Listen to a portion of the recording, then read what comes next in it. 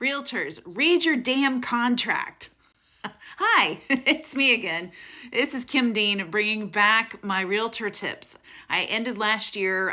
My goal was to do 75 tips for the last 75 days. It didn't happen. So I'm back. Today is tip 47. And I will be giving another tip later today too. It will be tip 48 because today's my 48th birthday.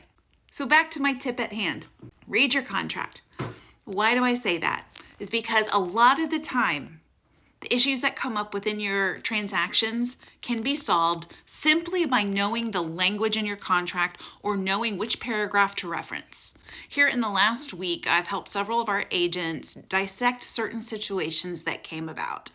And when I spoke with them, we just had to look back at the contract. Things like lender required repairs came up. Happens when a home doesn't appraise. And then lastly, here in Texas, one of the biggest misconceptions happens to be about the closing date. Here in Texas, the paragraph in our contract about the closing date does not contain, quote, time is of the essence language. What that means is like, if this doesn't happen, then a hard and fast rule, then something else will happen. Now, I am not an attorney, so don't come for me in my comments saying, you're not an attorney, you shouldn't be interpreting what the contract says. You're right, I'm not, but this is taken from my attorney who told me this is what it means.